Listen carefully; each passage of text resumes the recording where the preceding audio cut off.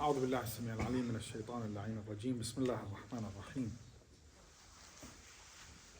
الحمد لله رب العالمين والصلاة والسلام على محمد وآله الطاهرين لا سيما ذرية الله الحجة ابن الحسن فداه أرواح العالمين واللعن الدائم على أعدائه أبد الآبدين ودهر الداهرين. اللهم كل وليك الحجة ابن الحسن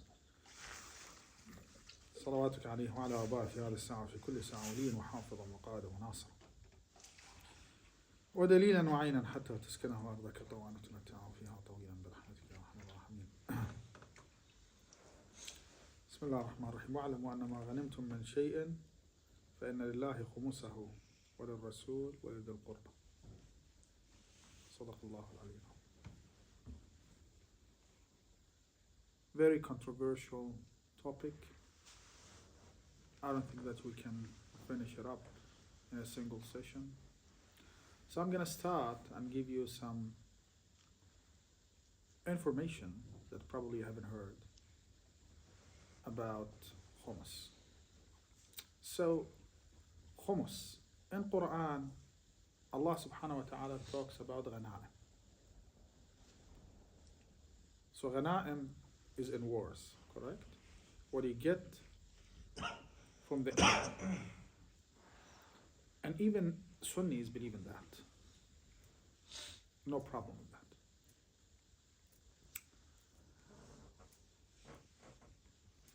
But the problem is when we come to Shia faith and Shia sect and they say that al-ghanima,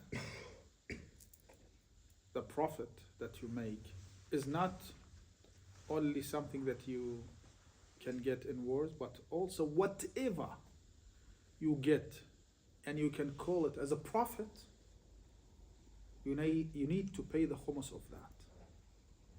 Whatever. So this is called batin al-Quran, the inner meaning of Quran. Because the ghanima by itself in Quran, al-ghanaim, is something that you get in war, but not. Assalamu alaikum wa rahmatullah. How are you? Good, inshallah. Ahlan wa rahmatullah. But not in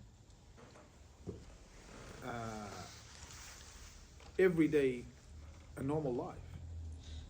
But AhlulBayt say al-ghanima, the mafhum, the meaning of ghanima is profit, whatever you get as a profit.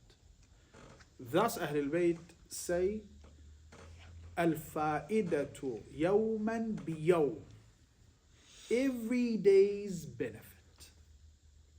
Every day's benefit is ghanima.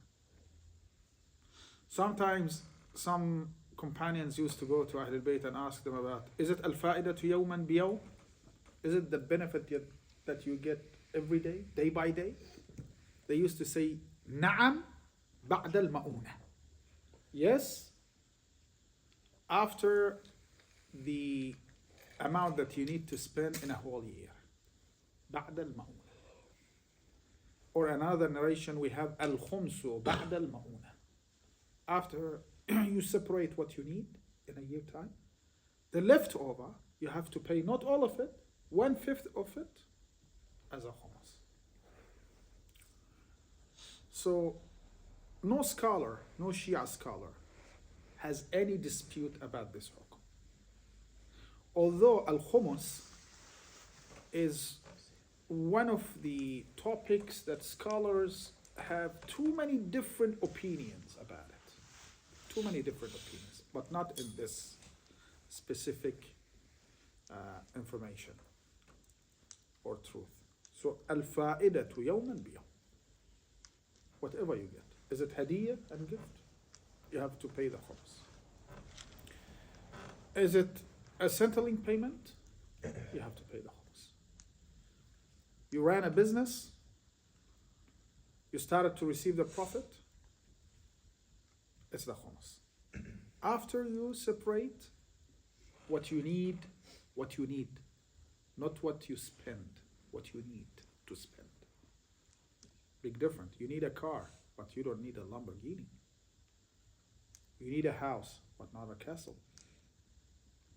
You need to travel, but not with business class. It depends. Unless if you're really businessman, if you travel with economic class, or somebody is really overweight, he's 150 kilos, he can't travel on economy class. Yes, that's okay. And etc.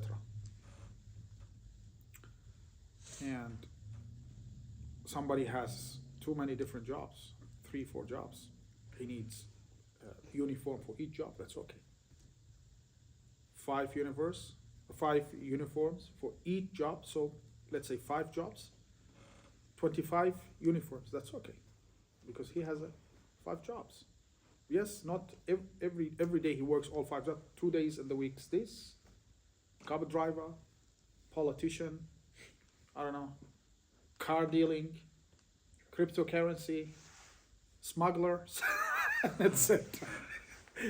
5 different jobs. I'm just giving you an example. 5 different clothes.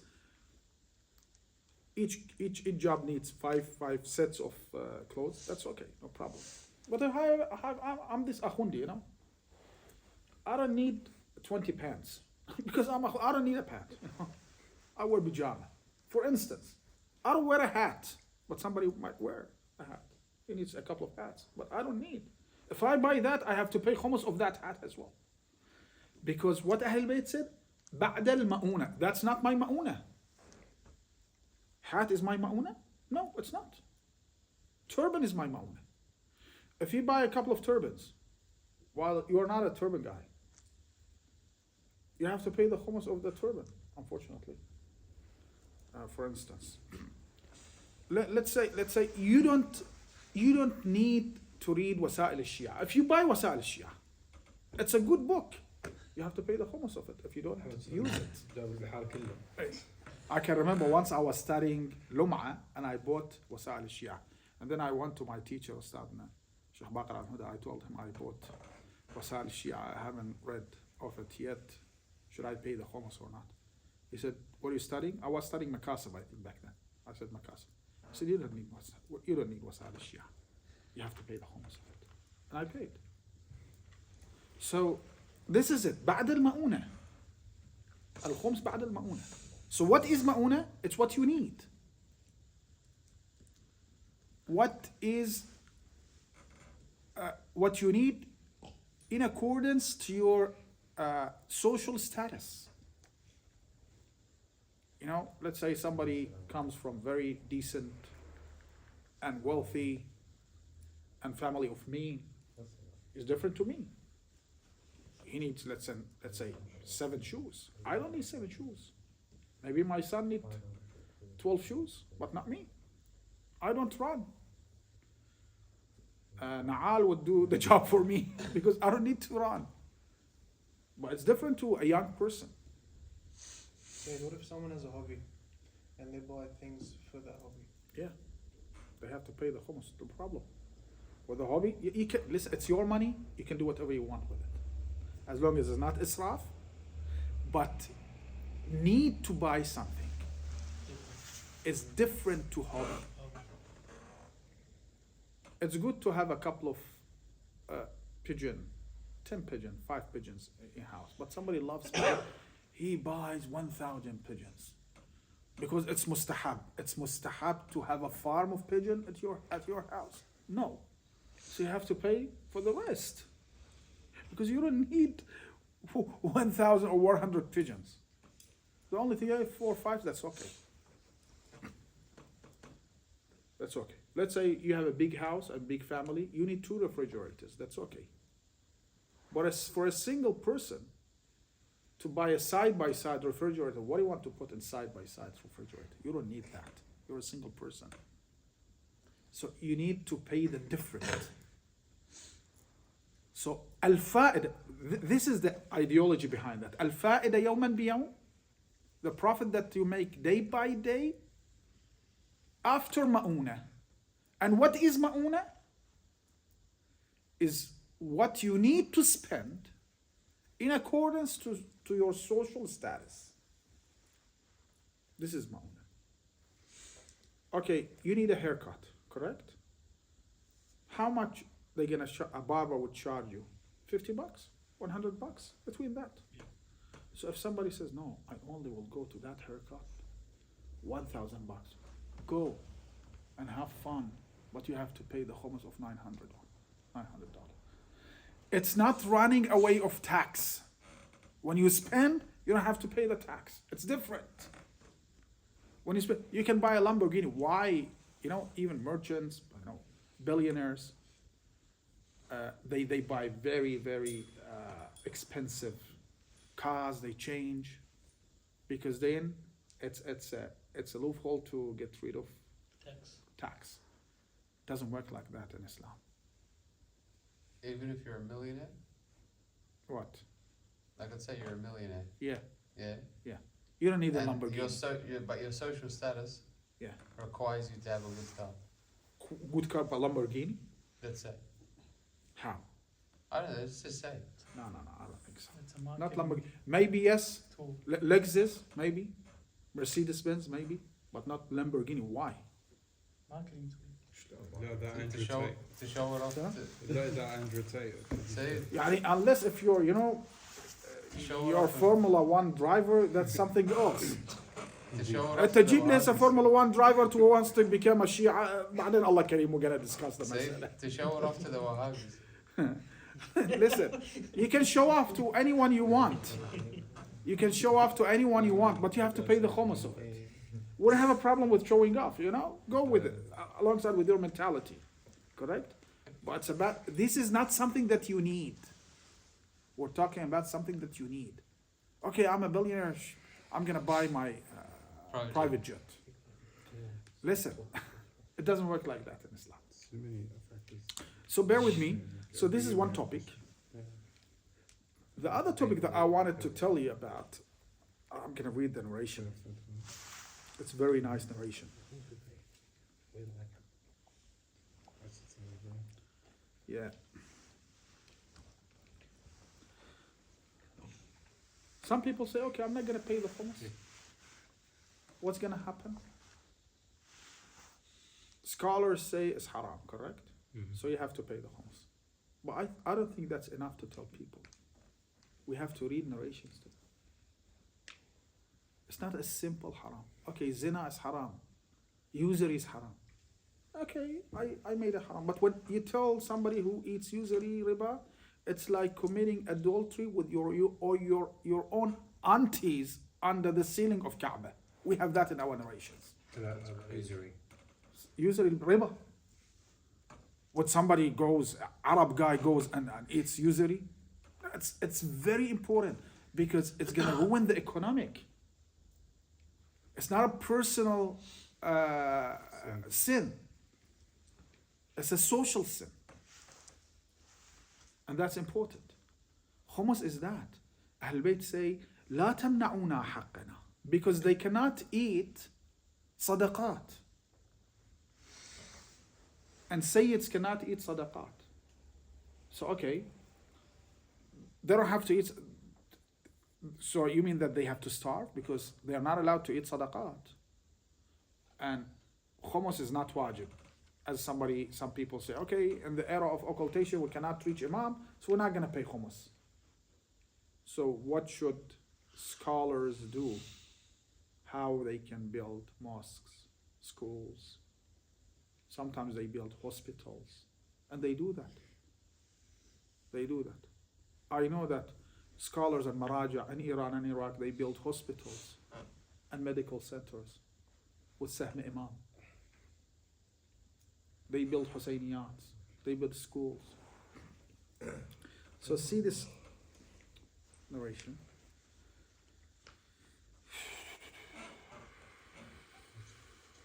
قال الإمام سلام الله عليه إن الخمس عوننا على ديننا وعلى عيالاتنا وعلى موالينا وعلى ما نبذله ونشتري من أعراضنا ممن نخاف سطوته فلا تزووه عنا ولا تحرموا this is important ولا تحرموا أنفسكم دعاءنا. We use khums not only for ourselves but for our Shia as well. AhlulBayt usually used to use all of their wealth for people who are in need and their followers. ويطعمون الطعام على حبه مسكينا ويتيما وأسيرا. They have this mentality. They didn't want Khums to build a luxury life for themselves. Imam Ali alayhi salam used to dig wells in Medina. It was shuh miyah. There were no water in Medina. He used to dig wells and يوقفها في سبيل الله, and says this well is for whoever comes and drinks from it. They used to work to help people. They don't need Khums in the mentality that we think some people think about. Imam says عوننا على ديننا. In other words, we're gonna build religion using the Khums money, mosques, madrasa, and etc. And then he says لا تزووا عنا. Do not take Khums away of us. ولا تحرموا أنفسكم دعانا. If you pay Khums, we will pray for you. So do not ban yourself from our dua and supplications. If you tell somebody, okay, if you pay Khums, Imam al-Zaman will pray for you. We need the prayers of Imam al-Zaman. فإن إخراجه مفتاح رزقكم. The key to your sustenance is giving Khums. وتمحيص ذنوبكم. The key to the forgiveness of Allah is to pay Khums. وما تمهدون لأنفسكم ليوم فاقتكم. And you are preparing for your hereafter by paying Khums. Another narration: من اشترى شيئا من الخمس لم يعذره الله. اشترى ما لا يحل له. If somebody buys something that he knows that that thing has Khums on it, Allah subhanahu wa ta'ala won't excuse him on the day of judgment. So too many narrations. I was looking into narrations.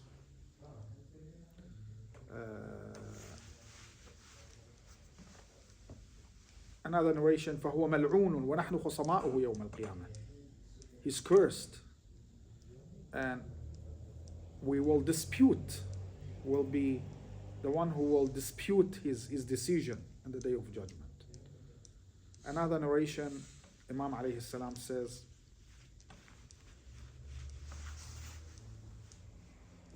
somebody went to Imam and told him, okay, I don't want to pay the Khums. Imam said, okay. And then he went, and then Imam told the rest of his companions that he comes to me and tells me I don't want to pay Khums. Do you think that I'm going to force him? But it doesn't mean that we accept. So what I'm trying to say, two things. Khums is on every prophet after Ma'unah. What is Ma'unah is something else. It should be discussed. You can read that. And the other thing is not that Ahlul Bayt going to use the Khums, the whole Khums, for themselves. This is the other thing. They're going to use it for religion. And thus scholars these days, when they say, okay, scholars, I mean Maraja, they're going to use it and put it in a place that they would be sure that Imam al-Zaman would be pleased with that money to be used on that specific place. For instance, building a hospital in a village, big village that doesn't have any hospital. Or building a mosque in a village that doesn't have any mosque. Or taking some students from a village and cover their expenses, give them the chance to study and go back and preach for Islam. This is exactly what scholars do. This is exactly what scholars do. Or establishing a library in a city. So when you go to scholars, and thus I can remember Ayatollah Sheikh al-Wahid, they used to go and tell him, okay, we want to use, we are some of your followers, we establish a channel, and we want to be under your guidance. So this channel, I think, Qanat Thaman, somehow is related to Ayatollah Sheikh al-Wahid.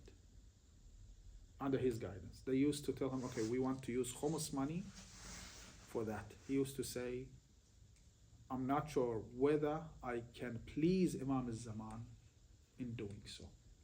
So they use the khums money in very specific places. So yes, I know you're preaching Islam, but I'm not sure whether that would make Imam al-Zaman happy. I'm sure about building hospitals, building mosques, giving it to some poor people. I'm not sure about that field. So they want to be sure where that money should be spent. So is that specific for Sahm al-Imam? Yes. So not Sahm al-Sad? No, Sahm al-Sada should be spent on Sada. Okay. Qarabatu Rasulillah. We have that in our narrations. Yes, half of the khums. Half of the khums, Sahm al-Imam, yes.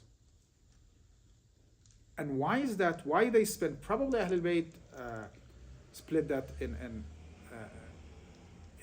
three at least parts. One for Allah, one for the Prophet. So elevate the name of the Prophet, elevate the name of Allah. And the third part is their money from Sahm al-Imam, which usually they use that on poor people. Usually. So it's not, and thus we see some scholars, they still live in rental houses because they don't want to buy with Sahm al-Imam, and they don't work, so they don't make money. So I think this is important. I think people should know that. It's not that scholars. Okay, and we're going to talk about that. Okay, what about the era of occultation? I'm going to talk about that probably next week. But now we should know that khums is about what? Not only about غناء دار الحرب. شنو الغنيمة بالإنجليزي? It's not Spoils. Spoils of in wars, but also about benefits and profits that you make every day or daily. And of course, there is an exemption from Ahlul Bayt alayhim salam. Al-khums ba'd al-ma'una.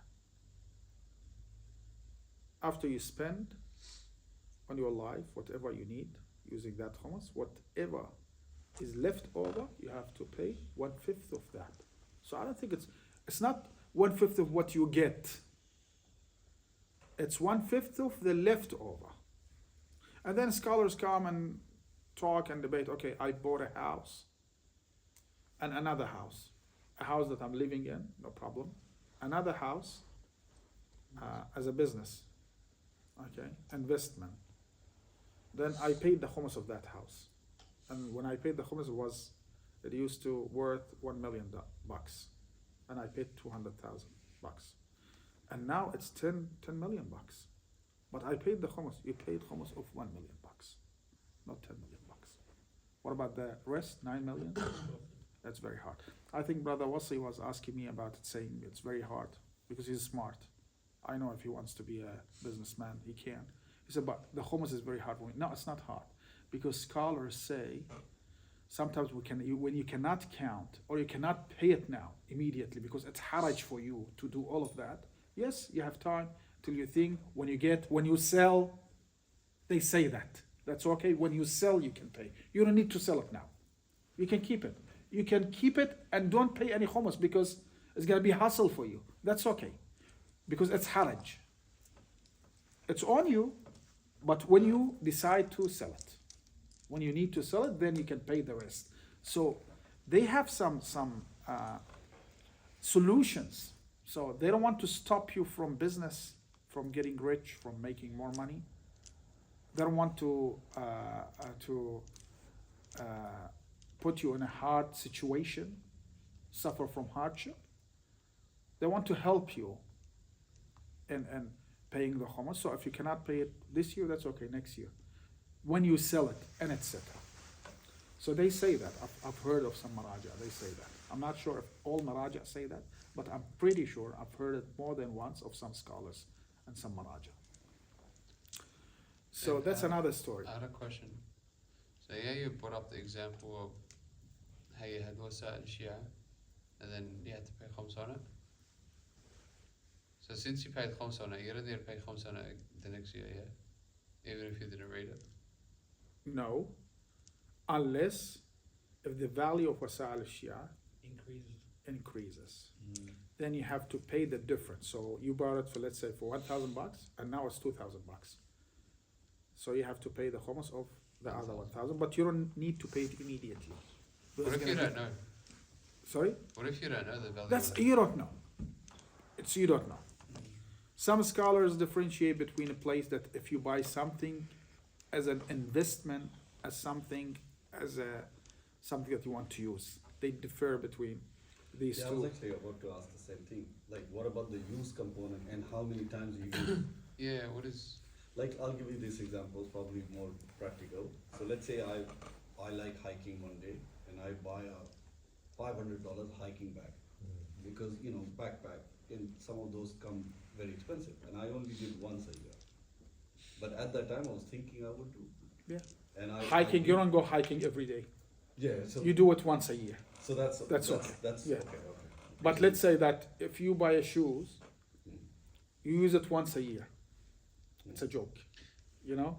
Hiking is different. Kayak maybe 2-3 times a year, that's okay. Canoe, that's okay. But let's say fishing, yes, I use it once a year. Usually they go fishing more than a year, more than once. Anyway, fishing instrument should be paid, and you should pay khums for it because it's haram. Oh, really? Yes. Correct or not? According to scholars. It's haram to buy fishing rods? No. Fish. Out of entertainment. It's haram to fish because it's what? You're doing that for fun. No. Because it's صيد له. شو دزيت لكم بعد مال صيد صباح شبر. كراهه لو حرمه؟ حرمة. يقول السمك ما يصير حرام. الشغل حرام. لا سيد سيستاني يما مو حرام. سيد سيستاني بس يما الصلاة ما تقصرها. Yeah, you pay تمام. Yeah, Sayyid Sistani doesn't say it's haram. He said, but if you go for fishing, you have to pray salat tamam. But mashhur al-fuqaha say it's haram as well. So what I mean, okay, can't we go fishing? Can't we go and, smell some fresh air? You can, but you don't need to fish because killing, even if you want to kill animal, you cannot kill animal to joy. If it's your business, that's okay. So even لا اشتري تروح اشتري. No. Someone goes and fish to actually then bring it and eat. Yeah, that's one make it halal. Oh. Yeah. Well, No, it's halal to eat it, but it's haram to hunt it. What if you're poor and you can't afford Yeah, that's something else. Because you're poor, you're not doing that for joy. Good question. That's something else. So you can't take your friends to 7 pounds Yeah. fish and have a barbecue because Exactly. you're killing them. Exactly. Bro, Go and hunt deers. I had that situation when a lot of friends were going. Actually, that came to my mind, and I was talking to my friends 3-4 years ago, and they said, "Wow, how?" And then I found a class of Sayyid Sabah Shubbar, a famous scholar in Kuwait, he's Iraqi in Kuwait, and I sent it to them. He was saying the same thing. It was my understanding. Then I saw, listen, simply if you eat it, won't make your action halal. Of course, when you fish, you want to eat. Of course, but you're doing that for joy. so even the license called recreational. So license. there's another thing as well. Like What do you have to do? If you insist to do it, no problem, but you have to pay khums on the instrument. there's another thing as well. When you go fishing, there is no guarantee you're gonna get a halal fish coming out. Yeah, exactly. Obviously, you like. I have a solution for you. If you really like fishing, don't kill the fish. Just take it and release it. Take it and release it. If you do that ما بيها كراهة مو؟ ما أدري يعني this is a loophole. I'm not sure. سيد هو سمعنا سيد صباح شبر يقول أكل السمك مذموم بالروايات. إيه بحسب الروايات مذموم. No way. Unless it's the tamra? لا الروايات ما تقول بدون تمر. بس أهل البيت كانوا يأكلون سمك أحيانا. فلذا حنفتهم مو بصوره عامه كان مذموم. الاكثار من الفقهاء يقولون عام مشهور الفقهاء يقول الاكثار من اكل السمك مذموم. Small to stay away from fishes. مسموط اخو حرام اذا يكون السمك مالته حرام. أكل السمك يعني مو Correct? I think we're done. صلى الله على محمد وعلى الله صل على محمد محمد. سيدنا آله.